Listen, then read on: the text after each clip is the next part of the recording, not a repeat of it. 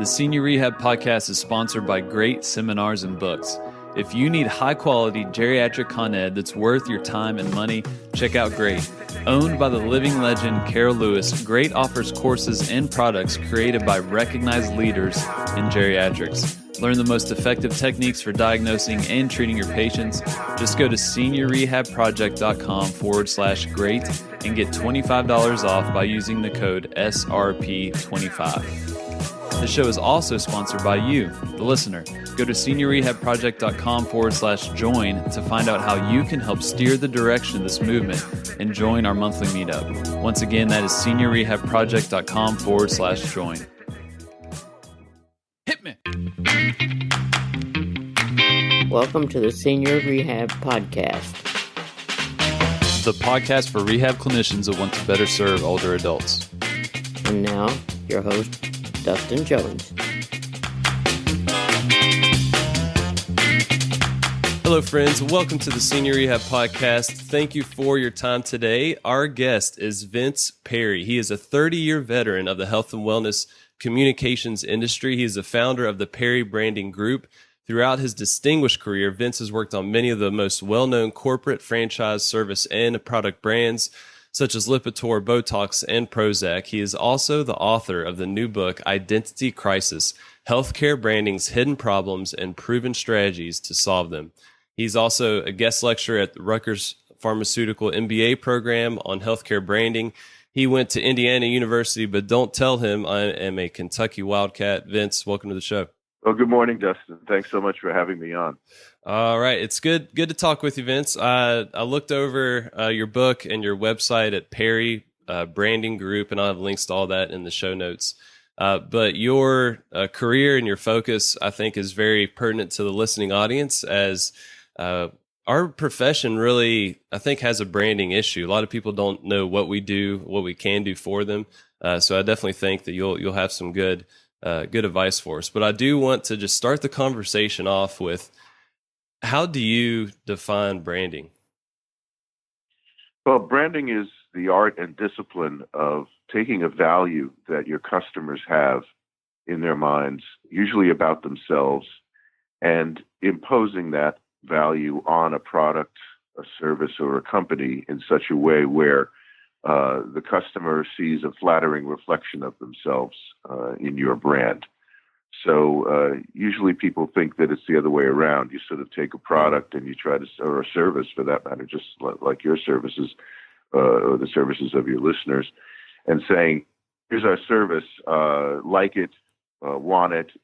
It works the other way around. Branding is really about understanding what values are you looking for? Are you looking for reassurance? Are you looking for enlightenment? Are you looking for confidence? Are you looking for certain values? And then taking those values and imparting them to your brand in such a way where when they look at your brand, they say, that's me.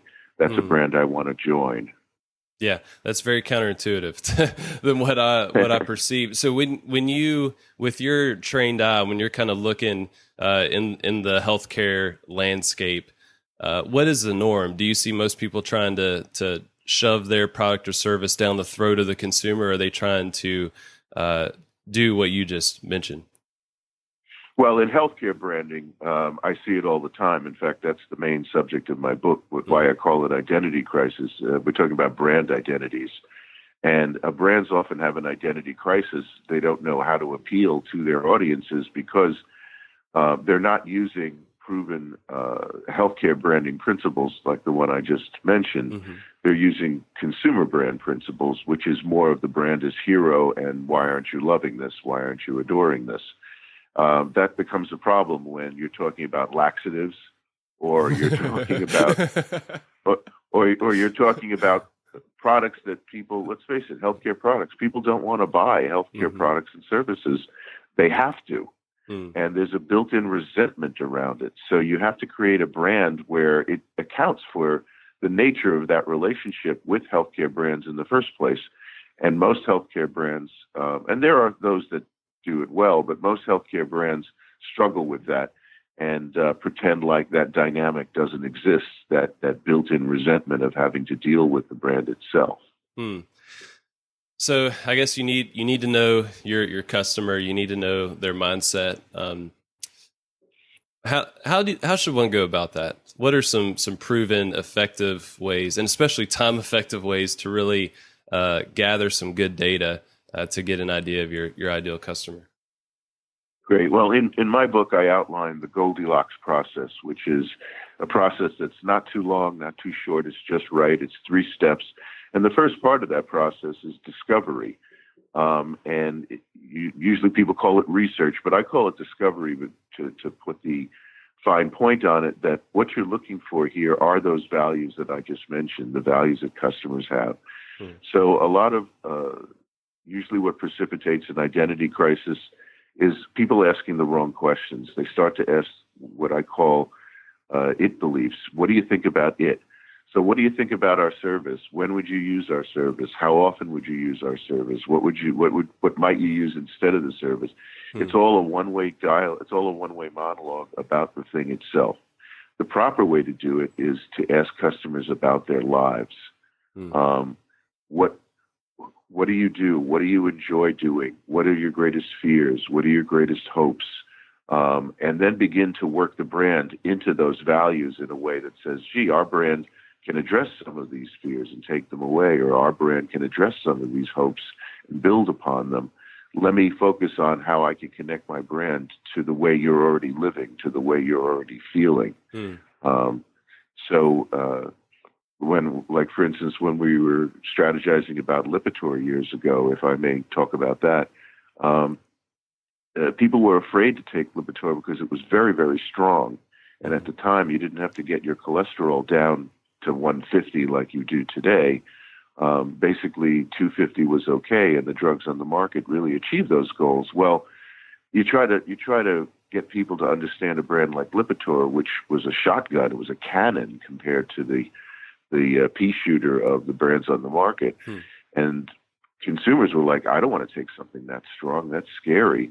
And doctors were saying, why do I need to do that? It's like buying stereo speakers that only dogs can hear the frequencies of. It's a level I don't need to go down to. Right. And the insight we came to when we asked people about, those who have cardiovascular disease, they said, well, do you do a low-fat diet? Well, to be honest with you, not really. Well, do you go and exercise like your doctor says? No, not really. Well, do you tell him or her that? No. Well, what do you do? I basically lie. I cheat. And, I'm just hoping he's going to give me some medicine that brings the levels down so I don't have to do those other things. So that's what we did with Lipitor. We positioned it, we branded it as cheating insurance, basically. Doctor and patient, you're going to cheat. You know they're going to lie. So have an extra strong agent on board so that when they do cheat, it overcompensates for their bad habits.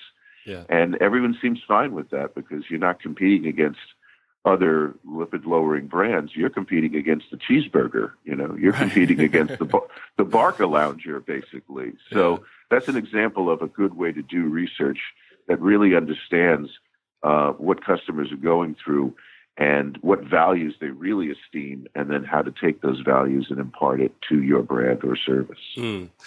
That is a good point.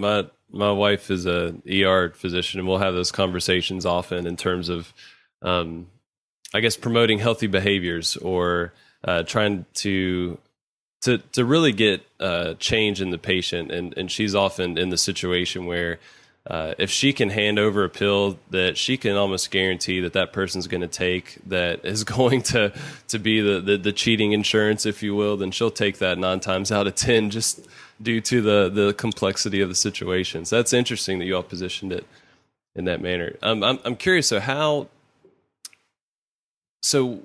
does it change when you have your, I guess, ideal customer is not that clear. So with a lot of patients that we work with, I'm just speaking, when I say we, I just say the listening audience, the rehab professionals. We work with a lot of older adults, but then we also work with the families, the caregivers. It's kind of this complex environment and many different players that we are working with. What advice would you have to people like us that are serving multiple different types of people? Well, first of all, let's talk about the age of your audience. You're talking about elderly people, and of course, the caregivers are obviously friends of theirs or allied professionals or their own children. Let's say you have very different dynamics that are going on there. It's a very complex dynamic because you're not just dealing with a one-on-one situation. You're dealing with like a one-on-two or a one-on-three situation. So, first of all, if you're elderly, you were born in a time where you're not like a millennial now, where health is a goal, let's say, as opposed to what the elderly believe, which is health is the opposite of illness. And illness is sort of an unwanted thing that let's just get rid of it so I can go back to living my life again, which sort of ignores the difficulties of doing that because of the aging process that just imposes pathology on an individual. You begin to feel joint pain, you begin to have cardiovascular disease, you might have developed diabetes, you might have developed an entire range of conditions that are age-related, macular degeneration, or any of those types of things. And what customers are trying to find is the new normal, basically. Yeah. And again, they're struggling with this because they're not used to having to do this. They're used to just getting better, as younger beings can often do.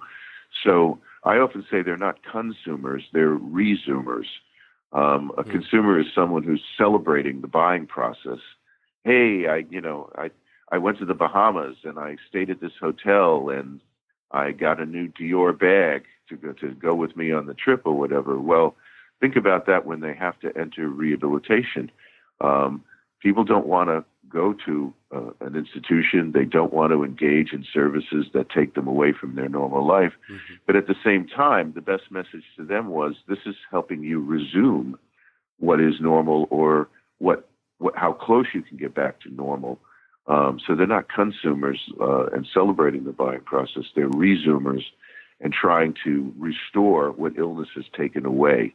Illness robs you of your identity in many different ways.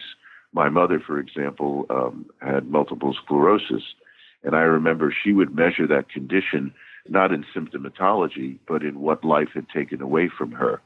So she lost the ability to drive, for example, or she lost the ability to walk up and down stairs.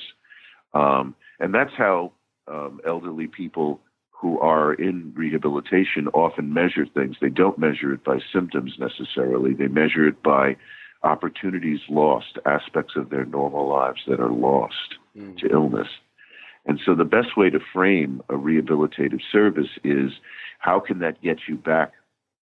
How can it restore your identity? It's that deep. It's that emotional, really, if you do it successfully, that it isn't just about taking arthritis pain away. It's about, how can I restore aspects of your mobility that enable you to do the tasks that you associate with your own identity? You're not the person who doesn't want to walk anymore. You're not the person who has difficulty, or has some kind of condition where it disables you from engaging in normal activities. You don't want to be that person. So how can rehabilitative services restore that aspect of you? Does that make sense? Yeah, that does. And I think that's a very good point, considering many rehab services will market and focus on the features of what they can provide in terms of the type of equipment that they have, or the different techniques that they can use, or the different certifications the clinicians have, and focus so much on that rather than just the plain old benefits, what people will actually get out of coming, to said rehab facility. And I think that can cause some confusion as well. Have you seen that theme in terms of focus on features rather than just the benefits of a service? All the time. I not only see it in rehabilitative services, I see it in hospitals as well, where they just, after a while, it sounds like, the generic institution where we have this and we do this. And it's all, again, it's like I said at the outset of our discussion here, it's backwards. Instead of talking about yourself and then talking about what features you have, talk about what your customers are seeking when they buy you. What values are they buying when they buy you? They're buying a restoration of identity. They're buying as much of themselves as they can claw back from what illness is taken away from them. And, that idea would enhance me to, and I'm 61 years old, so, I'm sort of beginning the elderly realm. My children think I'm elderly. So, that's something that would entice someone like me and and elderly people even into their 70s or their 80s.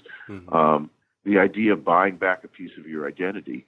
Now, that's the literal version of it. That wouldn't be what a commercial would say or an ad would say. It would talk more about the restorative aspects of what goes on there. Wouldn't you like to do this more? Wouldn't you like to do that more? And those are the kinds of ways in which a brand can really connect and engage with customers, apart from just stop talking about yourselves and start talking about what your customers are trying to recover.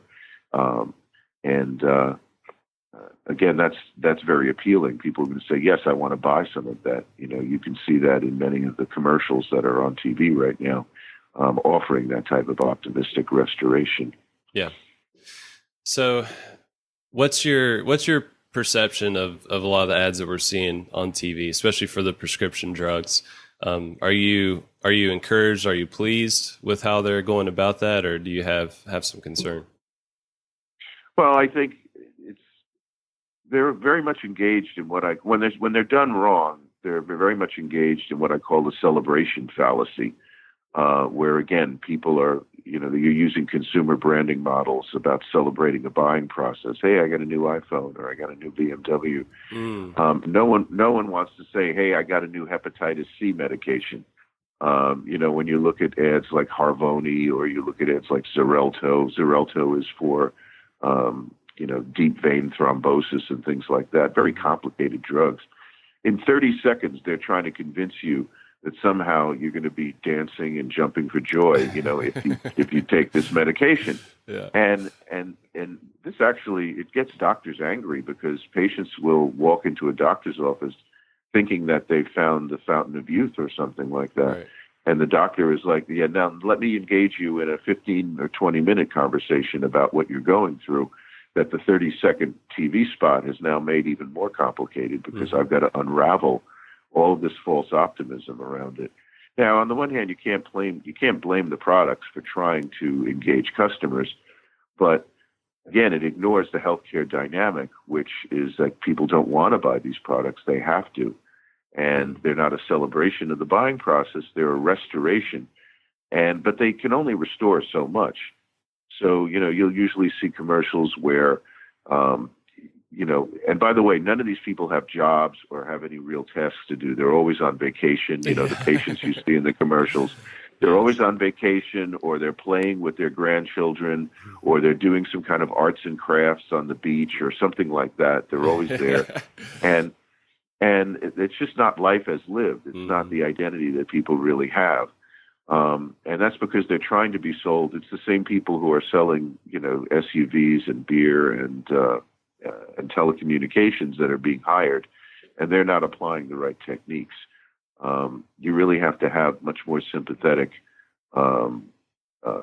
ideas, and again, appeal to some type of a realistic restoration of trying to get something back. Now, you mentioned a little bit before about these elderly people in rehab also have caregivers that are associated with them, and that's a whole other dynamic that enters into the picture, because the people watching these TV commercials or perhaps engaging in rehabilitative services aren't the end user. They're the advocate. They're the caregiver. Right. And that's the opposite dynamic that's at work. A caregiver is much more conservative than the person cared for would want them to be sometimes. For example, the caregiver is very afraid that they're going to do something that makes the situation worse than it already is, or causes pain to the person being cared for. And as a result, they're even more conservative than you might think they'll be. So when they're engaging in getting rehabilitative services, or they're engaging in getting products and brands to help the people in their care, they're they've sort of suddenly turned into doctors. They're like, well, first do no harm. Let me try not to screw this up. So they're trying not to screw things up rather than trying to do good. I mean, their intentions are doing good, but their hesitation is palpable. And, the messaging almost has to be much more conservatively oriented to them, that first, it's not going to hurt them in any way. First, it's not going to, or the pain is necessary, or the work is necessary in order to achieve the goals that people are trying to achieve. And so it's a little bit of a slower, more deliberate process with a caregiver because they're reluctant. You see that sometimes. That's sort of where the anti-vaccinators come in. In this case, it's you have people that say, okay, you have a 50% chance of getting the disease if you don't vaccinate. Whereas if you do vaccinate, you have a 1% chance of causing an adverse reaction. A lot of times they'll go with that 1% versus the 50%, even though the benefits are 50 times the odds of doing well than the 1% you're trying to avoid doing something bad. They hate the idea of that.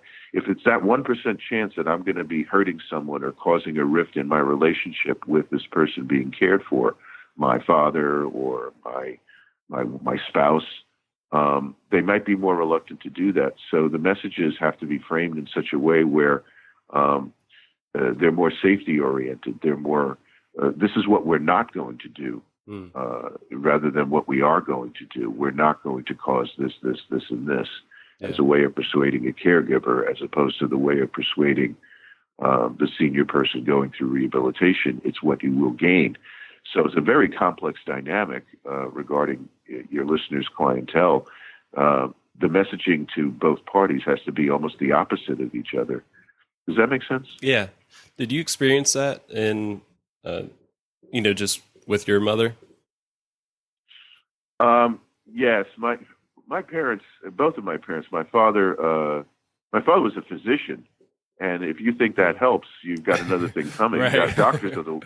Doctors are the worst patients in the world, especially older doctors. I mean, we're talking about people in their 80s now. And in my situation, my father had colon cancer, and that's what he passed away from. And for the last 5 years of their lives, as I tried to struggle with helping them out, they resented me tremendously for it. They saw me as almost an other, someone who had my own interests at heart rather than their interests at heart. And it took me a while to listen to my own advice about how I was trying to impart care to them. Yeah. In trying to get a home health worker, for instance, to come in and deal with them, they saw it as an invasion of their personal space, whereas I had to turn it into the idea that this was somebody that would be doing a lot of the unwanted tasks that they had to do, and that they should concentrate on it that way. The cooking for them, or the cleaning for them, or something along those lines. Right. They're looking at it as, I'm diminished because I used to be able to do these things for myself, and now I can't do them. As opposed to saying, you've reached a point in your life where you shouldn't have to do them, because you've reached a status in your life where you should be enjoying your life and not have to do these tasks. So again, it was a way of trying to show them what you need to do is restore your status as an emeritus citizen, so to speak. Restore your status as someone who deserves to be cared for, who deserves to be have time made for more leisure activities, or concentrate on the book you're trying to read, or concentrate. My father, his hobby was designing houses. He was a very ambitious man. He used to be an architect as well. And this makes time for you to do your things. So don't worry about the fact you can't shop for yourself anymore, and don't worry about the fact that you have to go to these rehabilitation centers. Focus on the fact that it allows you more time to do the things that you really want to do in your life. And I learned a lot as a caregiver as well, to say, let me remember that I have to present, I have to not think of myself as much as I do in terms of how I might be hurting them, or hurting their feelings, or causing a resentment between me and them. and just remember that my job is to remind them of what they're gaining by this situation, and sort of try and forget about me and the resentment that I have in them resisting my efforts to help them. Mm-hmm. Yeah, that's a very challenging situation. I mean, I haven't been in that situation as of yet, but I'm definitely the third party most of the time, and yeah, I just think of just the dynamics going on, especially if it's a family member or child that is really wanting a patient to receive whatever rehab service it is, but the patient often is content. I mean, that's what I often see is a lot of people are just they lived a good life. They're happy where they are, even if there is some illness, and they just don't want the service. Which is I can't imagine how difficult that would be as a son or a daughter. But I just think about that situation a lot and how to navigate that and acknowledge the patient's desires in that situation. Well, there's some exercises that can be done to sort of help understand that behavioral psychology and health psychology have a lot of, and I do discuss a lot of these aspects in my book about how to make that connection. Sometimes when you're just talking to patients, you're really the nature of a standard dialogue prevents honest answers sometimes. So, for instance, in working with Alzheimer's patients, for example, I think a lot of people, when you see Alzheimer's commercials, you always see that the patient is having trouble remembering the grandchildren's names, or they're forgetful. This is the way that a caregiver will see an Alzheimer's patient. And, if you have to say, well, what's the number one concern that they have? Well, they must have a concern about forgetting these things. They must have a concern about not remembering where they put something or not remembering their grandchildren's name. That's a caregiver's point of view. That isn't a patient's point of view. There's a pie chart exercise. There's a pie chart exercise that is done in behavioral psychology where you create a pie, draw a circle, and you say, write down, make a list of all of the things that you're most concerned about with your illness, and they'll write those down. And then you say, now divide the pie chart up in ways where it shows you the percent of what's the biggest slice of the pie that you're concerned about, and what are the smaller slices of the pie that you're concerned about. And they found with Alzheimer's patients that the biggest slice of the pie that they were concerned about wasn't the forgetfulness. The biggest slice of the pie was that they were being a burden on everybody. And the sort of self-reliance is the thing that they're most concerned about. So that would completely change the dynamic if you could engage with that particular patient in a way that shows them how much of their self-reliance they are retaining that they may not be aware of. A reward system based on look at what look at how you didn't, how you saved me the trouble of doing this, and this. Look at how you're really not being a burden on me. Because that's the thing that was most concerned about. And there are exercises you can do that are in my book that basically talk, that projective exercises where you get people to imagine, your life as, if your life were a sport right now, what would it be and why, et cetera. And it becomes very illuminating to try and understand how to get to the psyche of someone with a debilitating condition and help understand what is it they're looking for that they can't necessarily voice on their own, but they certainly can reveal in an exercise, in a metaphoric exercise of some sort. Yeah. And it becomes very illuminating exactly how the relationship changes between rehabilitators and the people in their care, or even caregivers and the people in their care. Yeah. And those exercises that you speak of, I'm sure are great for just branding a healthcare service, but my gosh, even in the quality of care, we need to do that, when we're working with our patients to establish goals, patient-centered goals, and that can really formulate what we actually do as an intervention. And that's a common theme that we definitely have on the podcast. But I mean, what you mentioned right there, that's not just for branding a service, but for giving good quality care. So I love that stuff. Yeah, absolutely. A lot of it, sometimes it's very common sense, but somehow when people start to brand a product or service, they go right to a selling mode rather than a branding mode. You know, like you said, they what am I selling here? Yeah.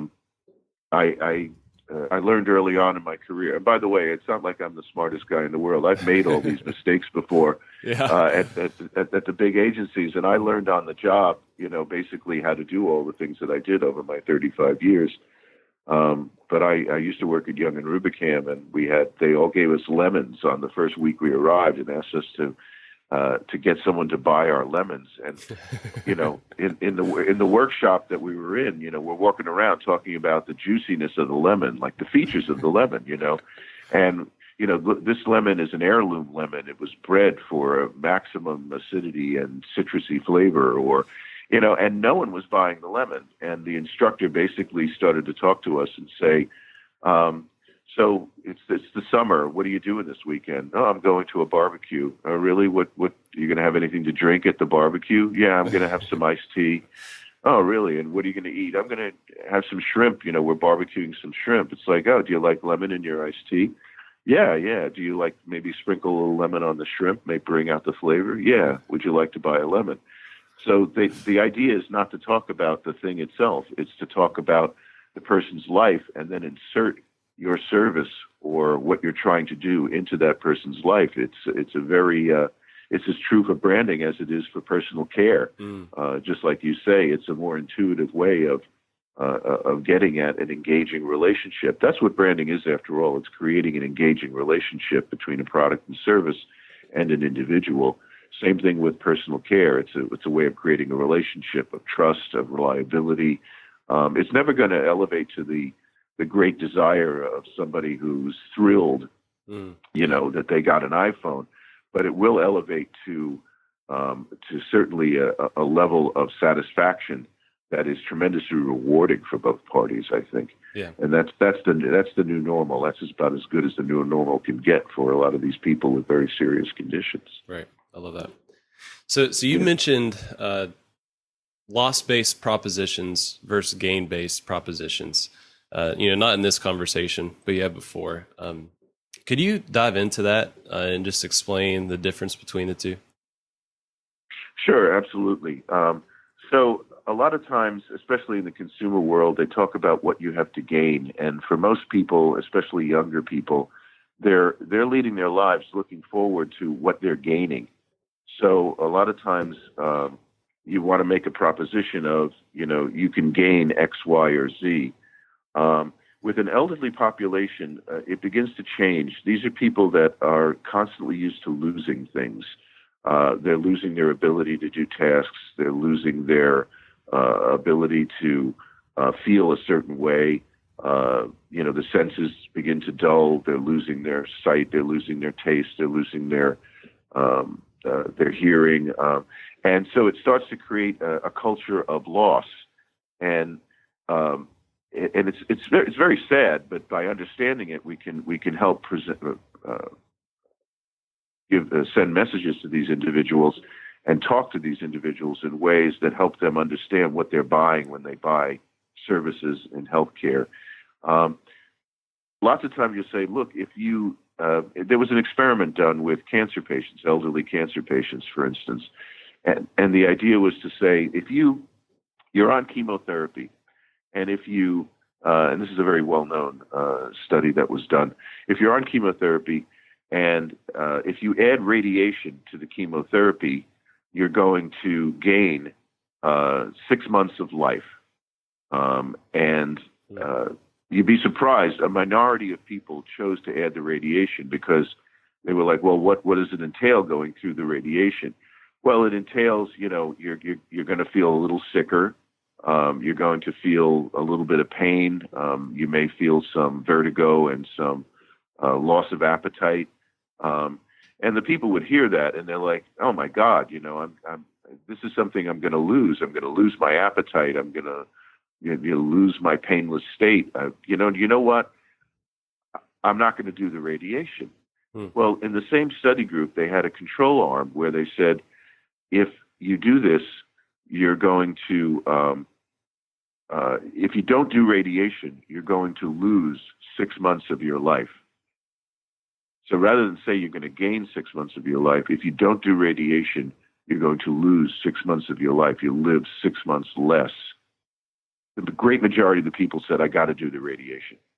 Mm-hmm. Now, it's the same proposition, except it was framed as a loss versus a gain. So older people who are in rehabilitation, who are used to losing things, either through illness or through age, respond tremendously well if you present a proposition, and unless you do this, you're going to lose X, Y, or Z. So rather than, and it's counterintuitive, like you said earlier in our discussion, you would think that, and younger people are very different. Younger people do respond to gain-based messages.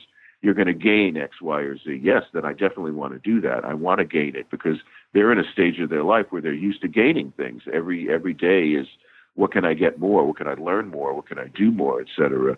With an elderly population, they're on the way down, so to speak. It's a little bit sad. They're losing things on a daily basis. So if you present it as another thing they're going to lose, they will actually respond better and take up that thing that you're trying to propose to them because they want to stave off loss. Does that make sense? Yeah, that does. And it is interesting to think about how that does change throughout one's life.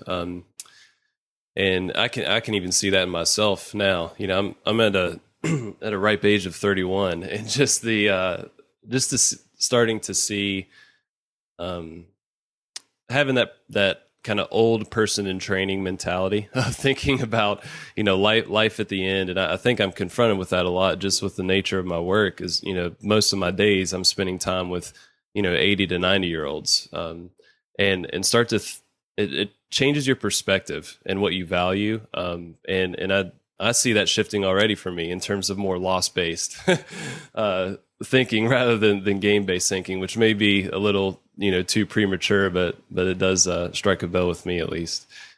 Well, let me tell you, Dustin, it gets worse as you get older. So if you're just experiencing now, I remember my father, you know, one of the exercises that his rehab therapist was giving him was squeezing a ball. You know, you want to try to improve the strength, the grip strength, because grip is such an important part of avoiding falling and, you know, and doing daily tasks of grabbing things without dropping them and stuff. Yeah. And through my own lessons, I remember saying, you know, if you don't exercise with the ball, you'll lose your ability to hold on to things and to pull yourself up out of a chair and stuff. You'll lose that. Yeah. And so, boy, did he go to town on that ball. You know, rather than saying, you need to regain strength in your arm, you know, again, focusing on the feature, focusing on the service itself. You're going to, you know, if you use the ball every day so you can regain strength in your arm.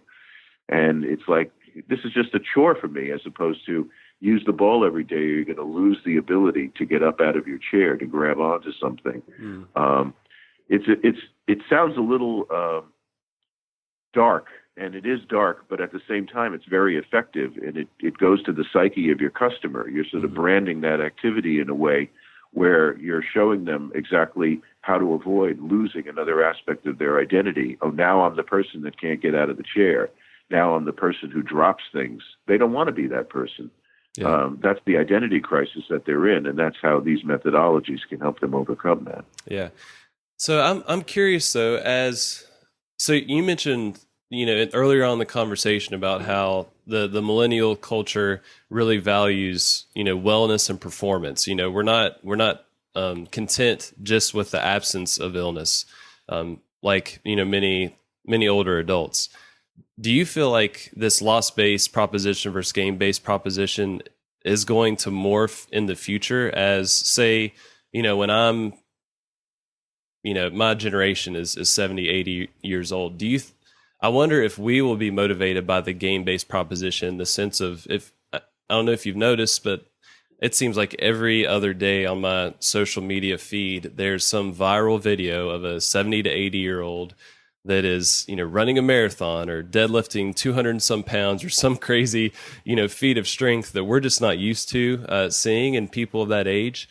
I wonder culturally how that's going to change. I wonder if game-based propositions will be effective with older adults in the future. What's your opinion on that? It certainly looks like a trend. And the major difference is, you know, I I often say to the classes I teach, as an object lesson, I said, what's the single greatest influence on the birth of rock and roll? And they're all looking at me saying, why are you talking about this? It's like I'm trying to make a point. What's the single? And they'll all say, oh, it's Jerry Lee Lewis, or it's Little Richard, or it's Chuck Berry. And it's like, no, it's the electric guitar. Well, the single greatest influence on perceptions of health is technology as well. It's the iPhone, it's the internet. So whereas elderly people today didn't grow up with that, in fact, they're antagonized by it. It almost represents, it almost represents something that defies their ability to understand and to work with. But for the millennials, and we're talking about people that are born anywhere between, let's say, 1989 to, let's say, 2004 even. These are people that were born with an iPhone in their hand. They don't know any other situation other than the technology. And just like the electric guitar created rock and roll, the technology of the iPhone and the tablets and computers and apps and all of these things, that basically enables them to attain a level of health that was formerly unattainable for most people that were born in generations before the advent of that technology. So health isn't the opposite of illness for these people. Health is part of their identity from day one. Health becomes a life imperative. It becomes part of how they define themselves. So you see products like Fitbit, and people are counting their steps, and they're beginning to talk about gain-based messages. Look what I did. I walked 10,000 steps, and they challenge their friends. How many steps did you walk today? And they don't necessarily pursue exercise as an unwanted task. They pursue exercise as a group task. Let's all go play kickball together. And so gain-based messages are definitely something that I think as a trend will eventually eclipse the psychology of healthcare going forward. You're sort of almost generation Gen X rather than a millennial, but even you can understand. I saw your picture and holding the kettlebell. So you do embrace exercise. But I definitely think I agree with you. I think as a growing trend, the loss-based messages are going to be less effective in the future than gain-based messages because that would be the psychology of going forward. And in fact, who knows, by the time you or I are 80, there will be even more technological advances, not just in medicine, but in devices. Right. That's a growing trend where there are devices that enable you to do things that drug technologies can't attain, or even devices that help rehabilitate. There's going to be continual revolution in technology that is going to make the achievement of life goals, despite illness, even easier to achieve. And if they're easier to achieve, they become life imperatives. They become something that people say, I want to reach for that. And that's the reason why today's landscape in rehabilitation isn't as rosy as that, is because, let's face it, the work is hard. And any technology that can make the work easier, it suddenly doesn't make it work anymore. And it makes it a goal rather than a chore, if that makes sense. Yeah, that does. And you know what's encouraging, though, with as things are shifting quickly and people's perceptions and behaviors are changing, that if we just stick to what you are all about, focusing on the end user, focusing on the people that we are trying to serve, and not just ourselves, then we're going to have the appropriate information to form our message and our brand in a way that should be effective. So just thank you for just sharing, your story, your perspective, because I know I'm going to be very general, but for PTs, we don't get a lot of this stuff in school. We learn all about how to take care of people, and what happens, a lot of us end up just focusing on that, and we kind of put the branding, the sales, kind of the business side of things, kind of on the back burner. And we can often have kind of nausea when we think about branding and marketing, or think of like a used car salesman or just something along those lines. But man, the more I read this stuff, the more people I talk to, and just to see how implementing principles that you talk about is vital for the quality of our service. Because if we cannot get our service to the right people it will serve, then we're doing ourselves a disservice and them a disservice. So it just becomes more and more apparent to me that being effective at what we do, but also branding and marketing, is absolutely imperative for us, as clinicians. So I just want to thank you for bringing that, to light, especially in this healthcare industry.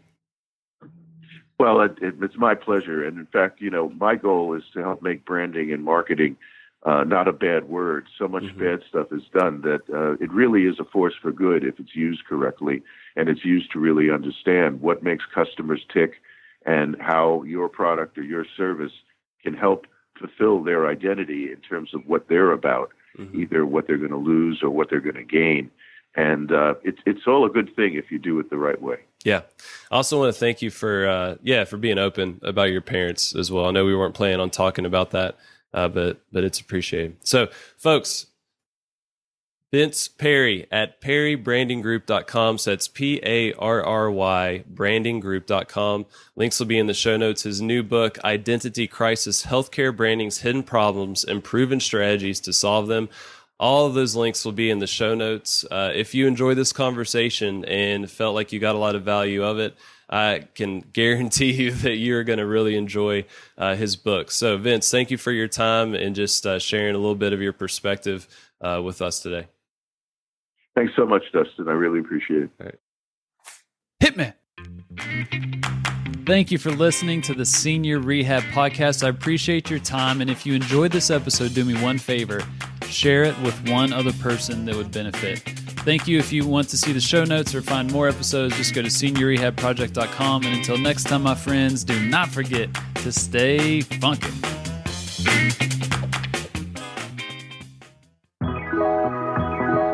The Senior Rehab Podcast is sponsored by Great Seminars and Books. If you need high-quality geriatric con ed that's worth your time and money, check out Great. Owned by the living legend Carol Lewis, Great offers courses and products created by recognized leaders in geriatrics. Learn the most effective techniques for diagnosing and treating your patients. Just go to seniorrehabproject.com/great and get $25 off by using the code SRP25. The show is also sponsored by you, the listener. Go to seniorrehabproject.com/join to find out how you can help steer the direction of this movement and join our monthly meetup. Once again, that is seniorrehabproject.com/join.